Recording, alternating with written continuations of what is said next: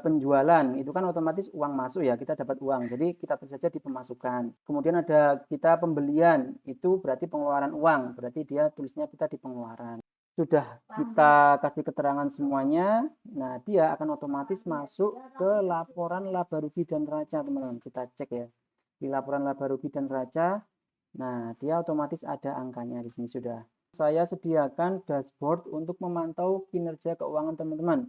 Ini otomatis ketika teman-teman merubah data, dia akan otomatis berubah juga. Jadi biar teman-teman yang mungkin tidak memiliki background accounting juga paham, sehingga nanti akan lebih mudah dalam menyusun laporan keuangannya. Baik, bismillahirrahmanirrahim. Assalamualaikum warahmatullahi wabarakatuh.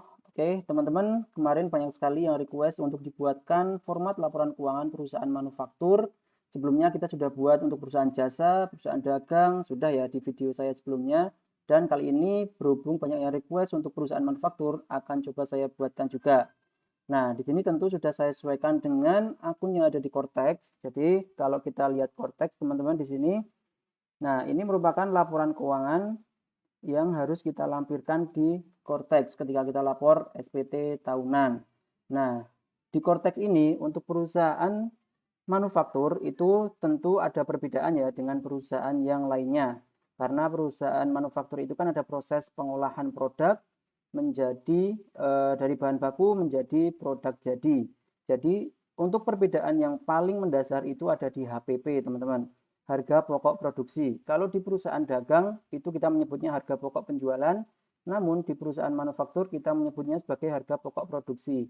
Di mana di sini nanti ada biaya bahan baku berapa, kemudian ada biaya pabrikasi berapa, dan ada biaya produksi di mana ini nanti kita akan melihat dari persediaan awal barang dalam proses, kemudian kita kurangi persediaan akhir barang dalam proses, kemudian kita tambah lagi persediaan awal barang jadi, dan kita kurangi persediaan akhir barang jadi gitu teman-teman. Jadi ini memang agak sedikit agak susah memang kalau perusahaan manufaktur ya, lebih detail. Nah, cuma di sini akan coba saya kasih template yang semudah mungkin untuk teman-teman isi dan bisa menjadi acuan untuk pelaporan SPT tahunan. Oke, nah ini sudah saya siapkan template-nya teman-teman. Di sini juga sudah saya buatkan untuk nama akunnya, kode akunnya sudah saya sesuaikan dengan yang ada di Cortex.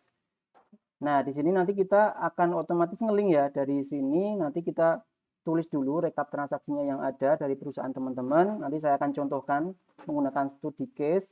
Jadi teman-teman tidak akan bingung dalam membuat laporan keuangan. Karena kalau kita hanya lihat di sini, ini kan hanya akun-akunnya. Nah, untuk angka-angkanya itu kita ngisinya dari mana?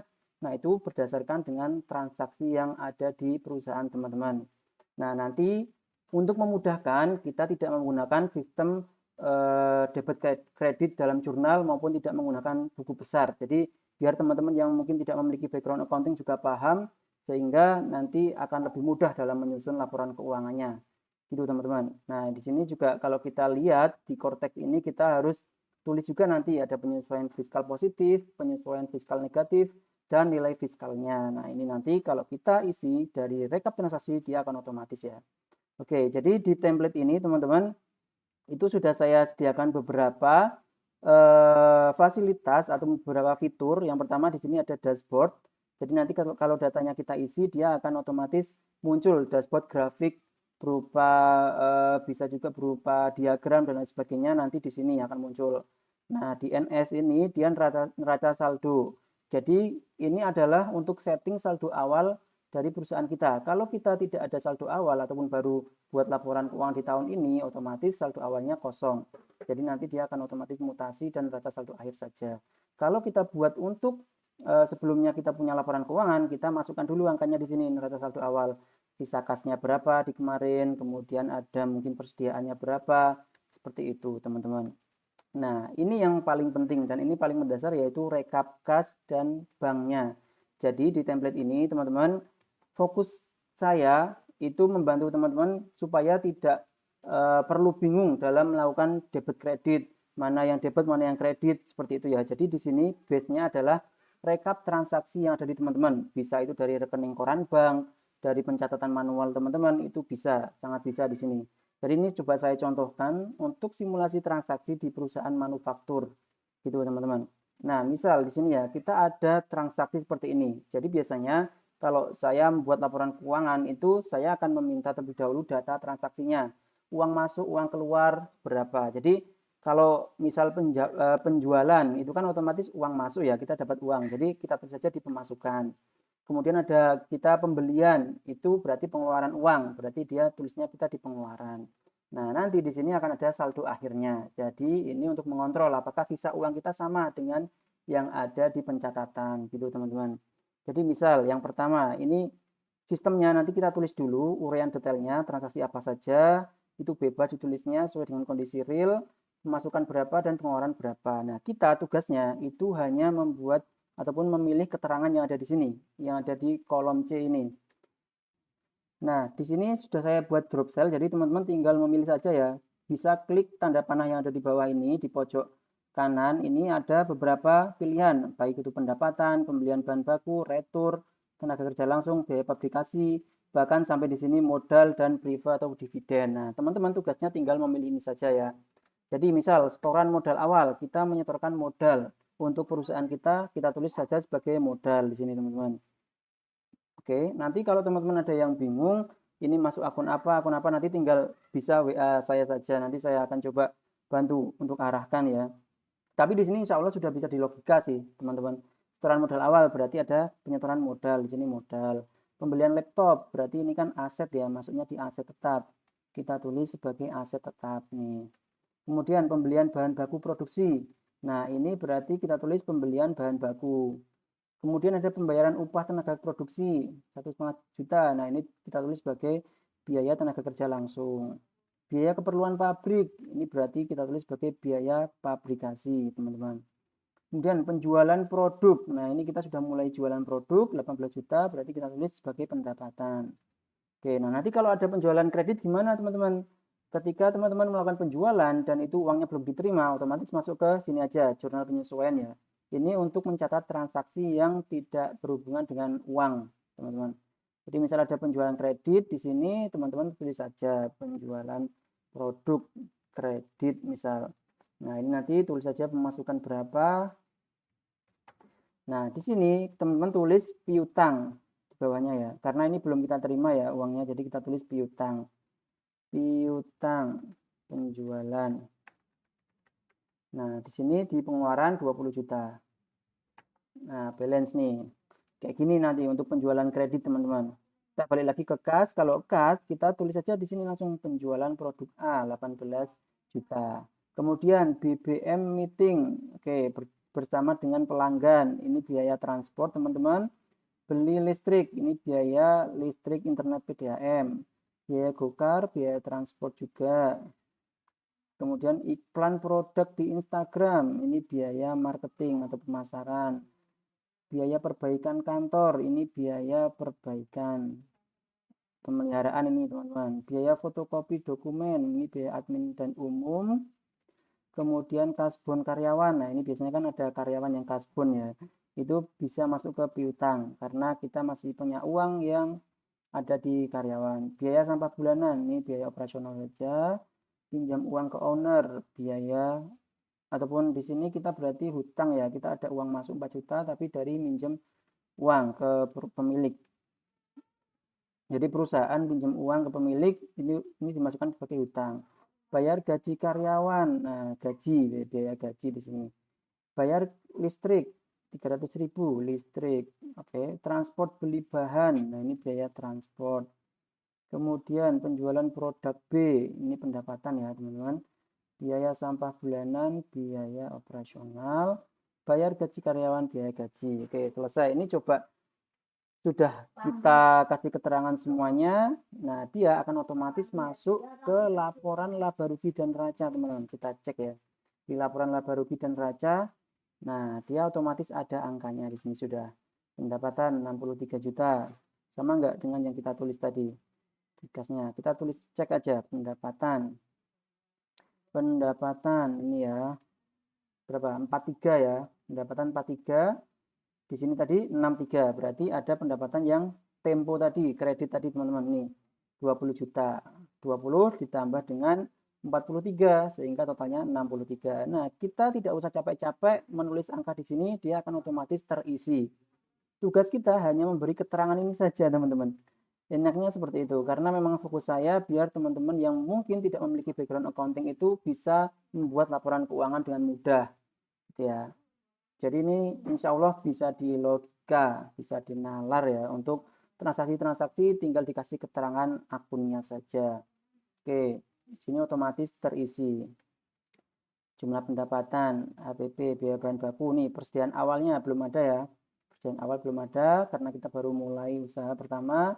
Retur pembelian juga tidak ada. Nah, di sini jumlah pembelian bahan baku 20 juta. Oke. Kemudian, nah ini yang agak susah soalnya HPP, ngitung HPP-nya ini ya. Saya akan coba jelaskan. Bahan baku yang tersedia untuk produksi, ini 20 juta. Nah, persediaan akhir bahan baku, nah ini kan masih kosong ya. Nah, di sini kita harus tulis juga kalau di perusahaan manufaktur di akhir bulan, akhir periode kita harus melakukan stok opnam. Jadi di sini ya di sheet persediaan stok ini kita tulis sisa bahan baku. Oke, sisa stok. Katakanlah bahan baku A, ini sisanya 2 karung misal. 2 karung, harga satuannya katakanlah 500.000. Nah, sisanya 1 juta bahan baku. Kemudian di sini persediaan barang dalam proses. Biasanya kan ketika kita mengolah barang itu ada yang masih dalam proses ya. Belum 100% barang jadi. Nah, ini juga kita harus melakukan stok opnam. Jadi misal barang dalam proses A. Satuannya picis, kuantitinya 2, harga satuannya katakanlah di sini 300.000. Nah, sehingga di sini 600.000. Kemudian stok opnam persediaan barang jadi. Nah, di akhir bulan kita juga harus hitung masih ada apa enggak barang jadi yang belum terjual di perusahaan kita. Produk jadi A. Oke, satuannya picis, katakanlah di sini kuantitinya 5, harganya 600.000. Nah, di sini 3 juta. Nah, kalau sudah kita isi di sini, dia akan otomatis masuk ke laba rugi tadi. Ini ya, ada persediaan akhir bahan baku, ini 1 juta. Persediaan akhir itu akan mengurangi jumlah biaya HPP-nya. Jadi di sini dari bahan baku yang tersedia untuk produksi 20 juta, dikurangi dengan persediaan akhir bahan baku 1 juta, sehingga jumlah biaya bahan bakunya jadi 19 juta. Kemudian dari biaya bahan baku 19 juta ini ditambah dengan biaya tenaga kerja langsung 1,5 juta. Ini dari mana? Dari yang rekap transaksi kas tadi. Kita sudah input ya di sini.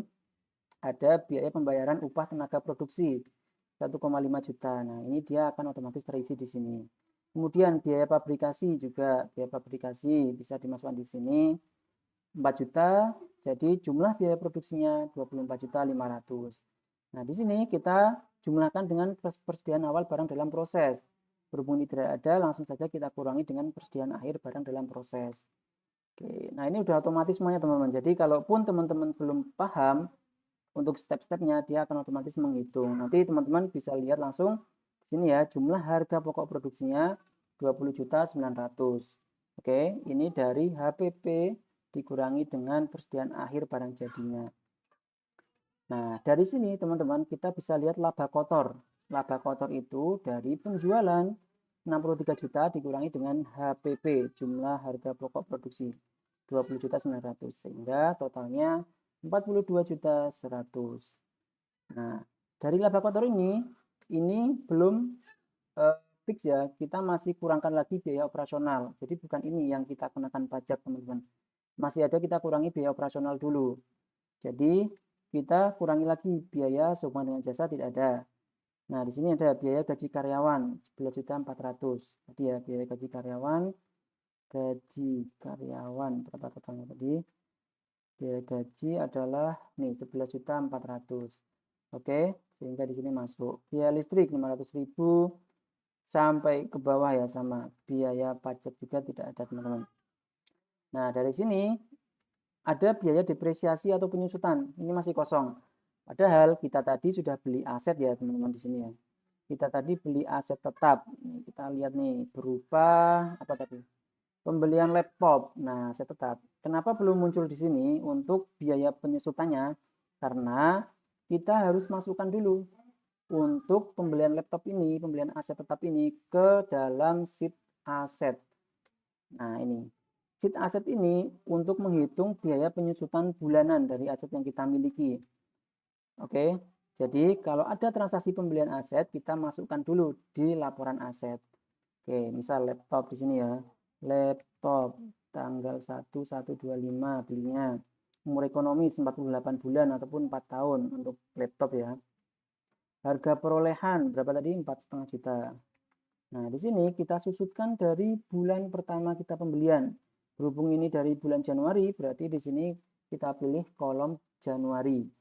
Oke, kalau bulan Februari berarti Januarinya kosong, nanti langsung mulai dari bulan Februari gitu teman-teman.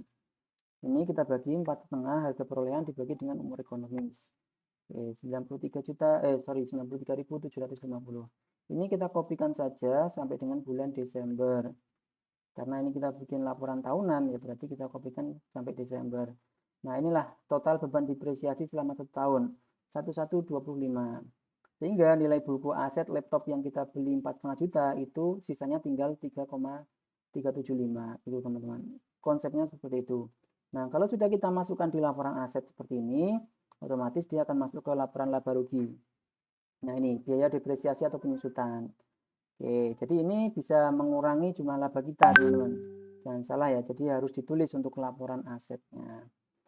Oke, kalau sudah di sini ketemulah nanti laba rugi operasional, kita tambah pendapatan luar usaha kalau ada, dan kita kurangi biaya luar usaha. Totalnya laba rugi bersih kita 26.135. Nah, laba bersih ini, teman-teman, ini yang untuk dasar penghitungan PPh, pajak tahunan ya. PPh. Jadi kalau kita pakai tarif PPh yang normal yaitu 11% dikali dengan laba bersihnya.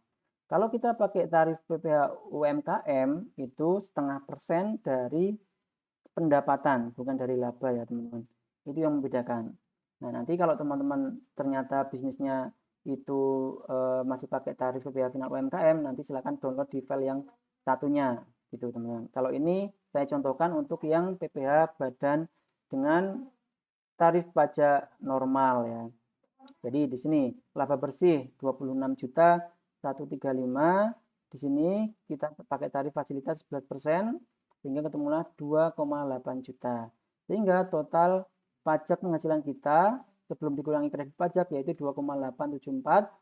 Nah, di sini kalau ada kredit pajak, misal ada potongan PPh 23 ataupun kita punya angsuran PPh 25, itu nanti akan mengurangi lagi pajak kita. Misal ya, di rekap transaksi ini kita ada pembayaran PPh 25. PPh 25 ya. Saya contohkan di sini. Dia akan mengurangi teman-teman. Kita tulis PPh 25 di sini ya. Bayar PPh 25. PPh 25 katakanlah 600.000. Nah, nanti di perhitungan pajak tadi, teman-teman. Nah, dia akan muncul 600.000 di sini ya. PPh 25. Ini akan mengurangi pajak penghasilan kita. Dari 2874 ini kita kurangi 600.000 sehingga sisa pajak kurang bayar atau PPh 29 kita yaitu tinggal 2,2 juta rupiah gitu teman-teman. Simple konsepnya. Nah, nanti di sini juga setelah laba rugi ini berhasil kita buat, teman-teman tinggal nanti bisa langsung cetak ya gitu. Cetak dan tanda tangan. Di paling bawah ini diisikan saja nama kotanya, kemudian nama direkturnya. Lalu kita juga di neraca, ini otomatis juga sudah ngelink dari kas dan bank 49 juta. Ini dari mana? Nah, kalau kita langsung buat di sini kan bingung ya tentunya. Ini adalah ngelink dari sisa saldo kas kita 49 juta ini, 49.560. Nah, ini saldo akhir. Persediaan bahan baku tadi ya dari hasil stok opnam tadi di sini teman-teman 1 juta dan lain sebagainya. Persediaan barang proses, barang jadi, piutang usaha. Piutang usaha ini otomatis tadi ketika ada karyawan yang pinjam ataupun kasbon itu masih di sini juga. Ataupun ada penjualan kredit kita, penjualan secara kredit nih.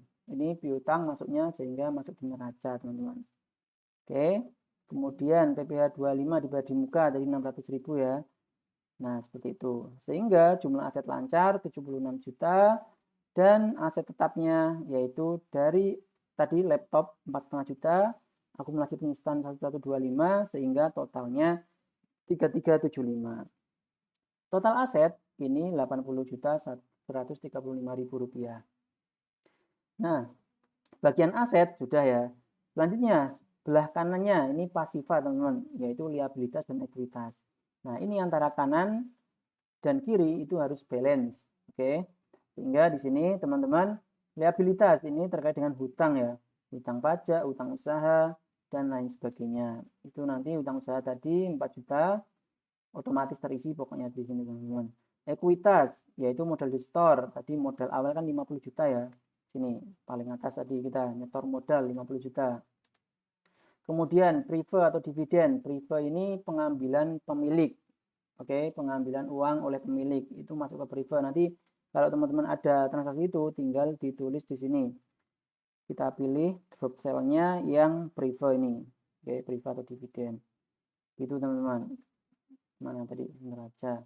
Pajak penghasilan. Nah, ini pajak penghasilan yang akan kita bayarkan. Oke, kemudian laba rugi di tahun sebelumnya tidak ada dan laba rugi di tahun berjalan itu berasal dari laporan laba rugi yang ini ya di sini.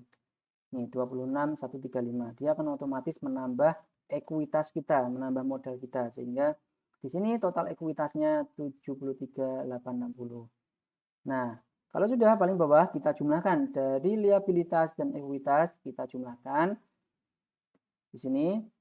Untuk liabilitas 6274850 ditambah dengan ekuitas 73860 150 sehingga totalnya adalah 80135. Nah, ini sudah balance teman-teman, sudah balance antara aset dan juga liabilitas ekuitas. Ini sudah balance. Artinya sudah sesuai dengan sudah sesuai dengan kondisi perusahaan. Karena kalau di sini tidak balance, otomatis kita ada kesalahan pencatatan pasti. Nah, di sini ya, ini sudah 0 sehingga sudah balance gitu. Nah, kalau sudah seperti ini, teman-teman bisa langsung cetak saja di blok sampai dengan paling bawah. Kemudian di pack layout, set print area seperti ini ya. Lalu teman-teman bisa lakukan pencetakan. Nah, dicetak kemudian tanda tangan dan stempel perusahaan nanti teman-teman scan jadikan satu dengan laba rugi. Kemudian bisa dilampirkan di SPT di Cortex. Nah, ini kebetulan sudah keluar ini teman-teman. Nanti bisa. Yang penting sebelum teman-teman lapor SPT itu harus memiliki laporan keuangan dulu. Ini yang paling penting. Oke. Nah, di sini juga ada di Cortex itu kan untuk akun-akunnya sudah pagu ya, sudah ada ininya, acuannya. Jadi di sini sudah saya buatkan juga rekonsiliasi untuk masuk ke Cortex teman-teman. Nanti teman-teman tinggal menyalin saja angka-angka yang ada di sini dan bisa langsung dimasukkan ke Cortex gitu. Nah, ini contohnya penjualan domestik, penjualan ekspor. Nah, ini sudah ada di sini semua teman-teman. Ini sama persis dengan yang ada di Cortex ya karena sudah saya sesuaikan. Oke, laba rugi sebelum pajak nih sama 26.135. Neraca pun sama juga teman-teman. Nah, di sini sudah ada isinya semua otomatis. Jadi kalau teman-teman sudah membuat membuat rekap transaksi, dia akan otomatis masuk ke sini. Oke. Nah, jadi ini sebentar ada yang kelewat. Bahan baku, barang dalam proses, barang jadi. Oke. Nah, di sini sudah ya. Sudah sama nih. Jumlah asetnya 80.135 dan jumlah pasifannya 80.135. Nah, ini berarti sudah benar. Teman-teman tinggal copy paste saja ke Cortex. Nah, juga di sini teman-teman saya sediakan dashboard untuk memantau kinerja keuangan teman-teman. Ini otomatis ketika teman-teman merubah data, dia akan otomatis berubah juga. Jadi sesuai ya di sini real time bisa untuk proses pengambilan keputusan bisnis teman-teman ataupun ketika ada presentasi ke investor itu bisa menggunakan data di sini.